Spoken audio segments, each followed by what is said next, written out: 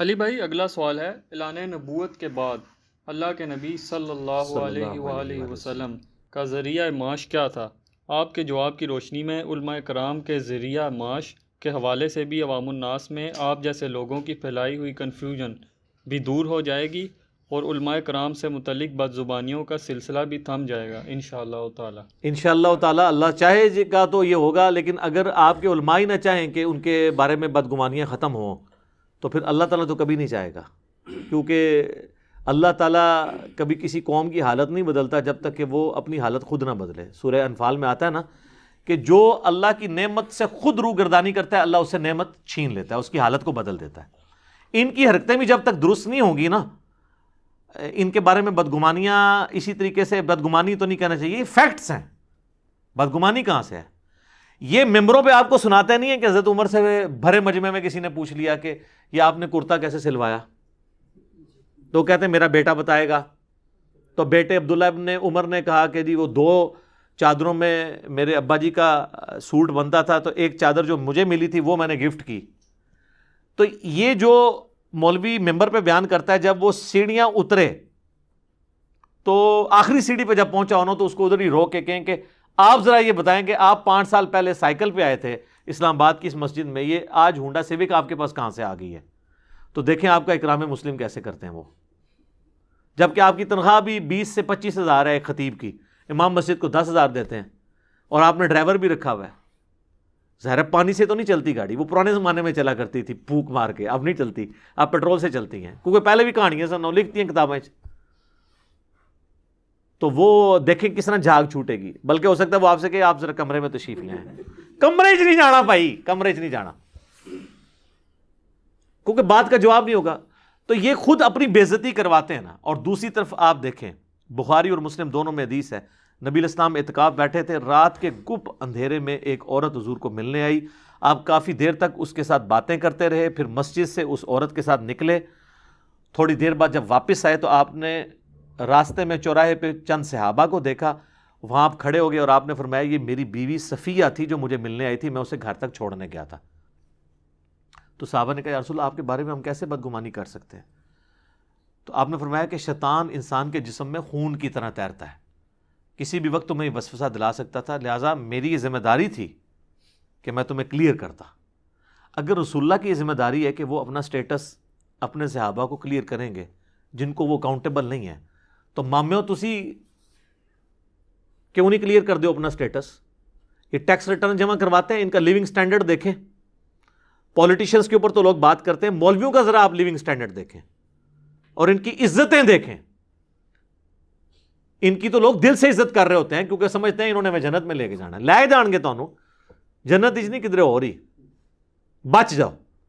تو علماء کے سے ہم بدگمانی ہم نہیں کرواتے، ان کی اپنی حرکتیں ایسی ہیں کہ یہ بدگمان کرتے ہیں۔ میں نے کبھی نہیں کہا کہ سورس آف انکم دین کو بنانا حرام ہے، میں نے ہمیشہ یہ کہا ہے کہ میں اپنے لیے حرام سمجھتا ہوں۔ اس کا یہ قطعاً مقصد نہیں ہے کہ نعوذ باللہ من ذالک میں فی نفسی ہی کوئی فتویٰ لگا رہا ہوں۔ اپنے اوپر کوئی شخص کوئی پابندی لگانا چاہتا ہے تو لگا لے، اس میں تو کوئی فرق نہیں ہے۔ ہاں اس اعتبار سے کہ اگر وہ کہے کہ میں اس کو حرام سمجھتا ہوں اور یہ مطلقاً حرام ہے، پھر وہ ایک ایکسٹریم رویہ ہو جائے گا۔ باقی اس میں یہ مثال دینا کہ حضور علیہ السلام نے اپنے اوپر شہد حرام کر لیا تھا تو اللہ تعالیٰ نے ان کو منع کیا، بھئی حضور علیہ السلام سے تو شریعت بٹنی تھی، اگر آپ شہد حرام کر دیتے تو امت پہ ویسے ہی حرام ہو جانا تھا۔ اور دوسرا وہ تو ایک ضرورت کی چیز تھی نا، اور ایک شفا والی چیز تھی۔ اگر ایک بندہ کہتا ہے میں نے دین کو سورس آف انکم نہیں بنانا، تو آپ اس کو اس پہ آڑ دلائیں گے کہ نہیں بڑھا تو کھا دین، تو اس کو اپریشیٹ کریں۔ ایک بندہ فری آف کاسٹ کام کرنا چاہتا ہے، آپ کہہ رہے ہیں نہیں نہیں تو پیسے لے کے کر، عقل کام کرتی ہے، دو مختلف باتیں ان کو آپس میں جوڑتے ہیں، ٹھیک ہے نا۔ تو آپ اپنی حلال کرنے کے لیے مجھے نہ بیچ میں تختہ مشق بنائے، میں نے کبھی بھی نہیں، میں نے تو جماعت المسلمین والوں کے خلاف بھی یہ باقاعدہ ویڈیو ریکارڈ کروائی تھی کہ امام مسجد کی تنخواہ درست ہے، نماز پڑھانے کی نہیں، جو بندہ دین کے لیے وقف ہوا ہو، بچوں کو تعلیم دیتا ہو۔ ہاں اگر فی سبیل اللہ دینا چاہتا ہے بہت اچھی بات ہے، اس کے اوپر میرے باقاعدہ ویڈیوز ریکارڈڈ موجود ہیں۔ اب آ جائیں نبی علیہ السلام کی طرف۔ نبی علیہ السلام ایک کامیاب تاجر تھے، مکے کی امیر ترین عورت آپ کی بیوی تھی، البتہ جب آپ علیہ السلام نے اعلان نبوت کیا تو پھر آپ کے کندھوں کے اوپر ذمہ داری آ گئی دین کے کام کی. تو پھر یہ ہوا کہ آپ کے پاس جو ایسٹ جمع تھے، ظاہر ہے کہ آپ نے کاروبار تو کیا ہوا تھا، تو اسی ایسٹس میں سے آپ علیہ السلام اپنے گزر بسر کرتے رہے. پھر کرتے کرتے جب مدینہ شریف میں آپ علیہ السلام آئے ہیں، پھر وہاں پہ جنگیں شروع ہوئیں، مال غنیمت آیا، تو سورۃ الانفال میں آ گیا کہ مال غنیمت کا 5واں حصہ اللہ اور اس کے رسول کے لیے، یعنی خمس جسے کہا جاتا ہے.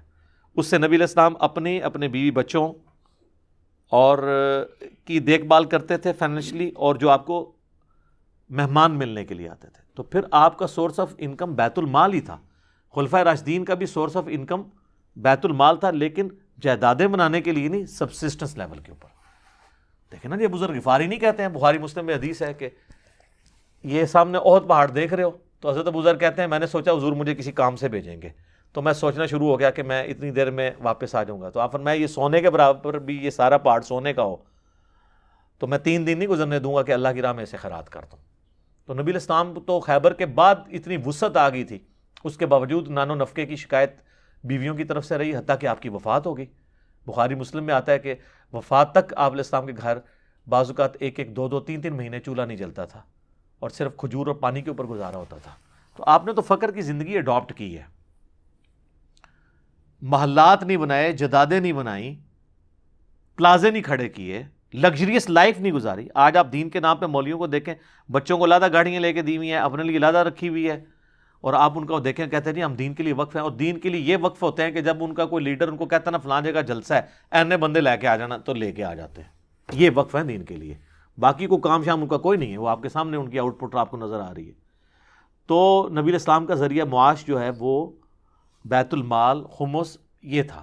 اور میں کہتا ہوں کہ جو بندے دین کے لیے فل ٹائم وقف ہیں، باقی امت کی ذمہ داری ہے کہ ان کی ضروریات کو پورا کریں. لیکن ضروریات بالکل بھی یہ نہ ہو کہ ان کو آپ مطلب وہ فقر والی حدیثیں سنا کے ان کو ماری دیں. یعنی ان کے بچوں کی تعلیم، سارا خرچہ جو ایک عام نارمل ہے وہ تو ہونا چاہیے نا. صحیح بخاری میں آتا ہے کہ حضرت ابوبکر صدیق رضی اللہ تعالیٰ عنہ جب خلیفہ بنائے گئے، تو یہ آپ کو مشکات میں بھی حدیث حکمرانی والے چیپٹر میں مل جائے گی. تو حضرت ابوبکر نے صحابہ کو مشورے کے لیے جمع کیا اور کہا کہ دیکھو میرا بڑا اچھا خاصا کاروبار چل رہا ہے اور میرے بیوی بچوں کا خرچہ نکل رہا ہے، لیکن اب تم نے میرے اوپر یہ ذمہ داری ڈال دی ہے حکومت. اور یہ حکومت چلانی آج والی حکومت چلانی نہیں تھی سر، کہ چلائی نہ چلائی برابر ہے، بس اپنے پرکس لے لیے. وہ تو ادھر آپ دیکھیں کتنے فتنے تھے جن کے اوپر حضرت ابوبکر صدیق کو ہر وقت ٹینشن کی زندگی تھی، جنگوں کی زندگی. تو دیکھو بھائی میں اب تو اس طریقے سے تو اپنے بال بچوں کو بھوکا تو نہیں مار سکتا. پھر صحابہ نے مشورہ کیا کہ جی آپ کا وظیفہ ہم بیت المال سے لگاتے ہیں، آپ مسلمانوں کے لیے نظام حکومت چلائیں اور مسلمان بیت المال کے ذریعے آپ کی اور آپ کے گھر والوں کی پرورش کریں گے. تو اسی کی ماڈرن فارم یہ مسجد کمیٹیاں، کیونکہ اب حکومت کا تو بیت المال کا سسٹم نہیں چل رہا. مسجد کمیٹیاں جو چندہ اکٹھا کرتی ہیں، اسی میں سے جو ہے وہ مسجد کے امام کو یا خطیب کو یا جو لوگ دین کے لیے وقف ہیں ان کی خدمت کرتے ہیں. تو یہ بالکل جائز ہے. نماز پڑھانے کی تنخواہ نہیں. وہ سنن نسائی میں حدیث ہے، اور امام حاکم نے امام مسلم کی شرط پہ اس حدیث کو صحیح کہا ہے کہ کسی ایسے شخص کو اپنا مؤذن مقرر نہ کرو جو اذان کی اجرت لے. تو جب اذان کی اجرت لینا حرام ہے تو نماز کی اجرت بھی حرام ہے. نماز وہ اس نے ویسے بھی پڑھنی تھی اور جماعت سے ہی پڑھنی تھی، اس کی تنخواہ نہیں وہ لے گا. ہاں جو دین کے لیے وقف ہوا یعنی فل ٹائم مسجد میں اپنا وقت گزارتا ہے، مسجد کی دیکھ بھال کرتا ہے، محلے کے بچوں کو قرآن پڑھا دیتا ہے، اور باقی سارے جو سائیڈ بزنس جسے کہتے ہیں ہم دین کے حوالے سے وہ کر رہا ہے. یہ نہ ہو کہ اسلام پھیرتے ہی جا کے ٹیوشن پڑھانے شروع ہو جائے. لیکن ظاہر ہے وہ بیچارے اس لیے کہ تنخواہیں نہیں نا ان کو دیتے. میں تو کہتا ہوں ان کی ہینڈسم تنخواہیں ہونی چاہیے. آج کے زمانے میں امام مسجد کو 5,000 یا 10,000 کوئی تنخواہ ہے مجھے بتائیں. عام نارمل گھر کا خرچہ بھی جو بہت بھی یعنی روکھی سوکھی کھا رہے ہیں نا، ان کا خرچہ بھی 30,000 سے اوپر ہی ہے جو مشکل کے ساتھ گزارا کر رہے ہیں. ظاہر ہے جب آپ سارے خرچے ملائیں تو بلز ملائیں، بچوں کی تعلیم کا یہ سب، تو ایٹ لیسٹ ایک عام نارمل مڈل کلاس فیملی کا جو خرچہ ہے نا وہ ضرور میرے خیال میں تو امام مسجد کی 50,000 سے کم تنخواہ آج کے دور میں نہیں ہونی چاہیے. ایٹ لیسٹ دیں مسلمان. حکومت وقت کا کام ہے. سر آپ سعودیہ میں جائیں، ملیشیا میں دیکھیں کیا تنخواہیں ہیں امام مسجد اور خطیبوں کی. سعودی جس طرح یہاں پہ لوگ فوج میں جانا اور انجینئر ڈاکٹر بننے کو پسند کرتے ہیں نا، سعودی عرب میں اگر کوئی امام مسجد بن جاتا ہے سر، اسے گاڑی، بنگلہ اور تنخواہ آپ سوچ بھی نہیں سکتے کتنی لگژریس لائف اس کی ہوتی ہے. تو لوگ پھر دین کے لیے وقف بھی ہوں گے. تو نبی علیہ السلام کا ذریعہ معاش اعلان نبوت کے بعد بیت المال تھا. آج بھی جو لوگ دین کے لیے وقف ہیں ان کا جو گزر بسر ہے وہ بیت المال کے ذریعے ہی پورا ہونا چاہیے. ہم یہ جو بار بار کہتے ہیں نا کہ جی دین کو سورس آف انکم نہ بنائیں، وہ اس اعتبار سے کہتے ہیں کہ اس فطرے میں پڑھ کے، جیسے ہم زیادہ دولت کوئی حرام تو نہیں ہے، لیکن ہم کیا کہتے ہیں، اے اللہ ہمیں دولت وہ دینا کہ حضرت عثمان والی دولت ملے، کہ پھر اتنا جگرا بھی ہو کہ اللہ کی راہ میں خرچ کریں. ٹھیک ہے نا جی. تو اس لیے ہم کہتے ہیں یا تو اگر ہم اس فتنے میں پڑھ رہے ہیں اس آزمائش کے اندر، تو پھر یہ نہ ہو کہ ہم جدادیں بنائیں، پھر سبسسٹنس لیول کے اوپر ہی لائف گزاریں. دوویں جہانی مٹھے باؤ نہیں کہ ادھر بھی کام چوک کے رکھو اور کو جی آخرت بھی ہمیں ملے گی. نہیں، جب آپ دین کے لیے وقف ہوئے ہیں تو آپ نے یہ راستہ اختیار کیا تھا کہ میں نے آخرت اللہ سے مانگنی ہے، دنیا میں روکھی سوکھی کھا کے گزارا کر لوں گا. دین سے جدادیں بنانا یہی وہ چیز تھی جو ابو ذر غفاری کا بنو امیہ سے جھگڑا رہتا تھا. ان کو نہیں پتا تھا کہ مطلب بندہ مال جوڑ سکتا ہے کہ نہیں.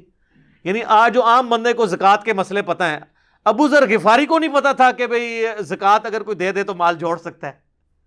ان کو سب کچھ پتا تھا، لیکن وہ کہتے تھے تم تو نبی کے صحابہ ہو، تم تو امت کے لیے رول ماڈل ہو. رسول اللہ کو بھی یہ باتیں پتہ تھی، آپ نے تو پوری زندگی کبھی زکوٰۃ نہیں دی، حالانکہ آپ کے پاس مال اتنا آتا تھا لیکن آپ خرچ کر دیتے تھے، سال پورا ہی نہیں ہوتا تھا، زکوٰۃ کی نوبت ہی نہیں آتی تھی. تو تم حضور کا نام لے کر بنگلے، جدادیں، محلات کھڑے کر رہے ہو، تو نسبت تم نے حضور کے ساتھ قائم کی ہوئی ہے. تو ایویں تو نہیں حضور نے کہا، ترمذی میں حدیث ہے کہ اس نیلی چھتری کے نیچے ابو ذر غفاری سے سچا انسان کوئی نہیں ہے.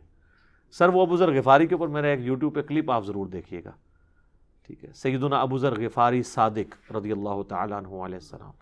تو آپ کو پتہ چل جائے گا کہ یہ زہد کی زندگی کس چیز کا نام ہے. نبی علیہ السلام نے پھر پوری زندگی زہد کی گزاری ہے. وہ جو بخاری مسلم کی حدیث ہے ایلا والی، جو آپ 1 مہینے کے لیے اپنی بیویوں سے ناراض ہو گئے تھے، تو گھر کی چھت پہ آپ تھے، تو حضرت عمر ملنے کے لیے گئے، تو آپ کے تو اوپر بھی کوئی قمیض نہیں تھی، صرف تہمت باندھی ہوئی تھی اور چٹائی پہ لیٹے ہوئے تھے. حضرت عمر کے آنے کی وجہ سے جب بیٹھے تو چٹائی پہ کے نشان تھے. حضرت عمر نے رونا شروع کر دیا، یا رسول اللہ آپ تو اللہ کے رسول ہیں، اور کیسر و کسریٰ رومن اور پرشین امپائر کے جو سربراہ ہیں وہ تو دنیا کے مزے لوٹ رہے ہیں، اور آپ اللہ کے رسول ہیں، آپ زیادہ حقدار ہیں. تو آپ نے فرمایا اے عمر، لگتا ہے کہ دنیا کی حقیقت ابھی بھی تم پہ نہیں کھلی. کیا تم اس پہ راضی نہیں ہو کہ کیسر و کسریٰ دنیا کے مزے لوٹیں اور ہم آخرت کی سعادت حاصل کر لیں؟ اور پھر حضرت عمر نے یہ ایسی نصیحت پلے باندھی ہے کہ نہ حرام کھایا ہے نہ کسی کو کھانے دیا اپنے دور کے اندر. ٹھیک ہے، اور بس وہی چیز تھی کہ وہ جیسے ہی وہ سیدنا عمر شہید ہوئے ہیں تو پھر وہ ڈسپلن لوز ہونا شروع ہو گیا. اور پھر جب وظیفے لگنے شروع ہوئے تو پھر ظاہر ہے جب آپ وظیفوں پہ کوئی چلا جائے تو اس نے کام کدھر سے کرنا ہے. آپ دیکھ لیں باہر کے ملکوں میں جو گئے ہیں اپنے وظیفے لگا کے بیٹھے ہوئے، نوکریاں تو کرتے ہی کوئی نہیں. تو یہ وہ آج بھی مینٹالٹی وہی موجود ہے. تو اللہ تعالیٰ ہمیں اس فتنے سے بچائے. اللہم انی اعوذ بک من فتنۃ الدنیا وعذاب الآخرہ، آمین. ٹھیک ہوگا جی.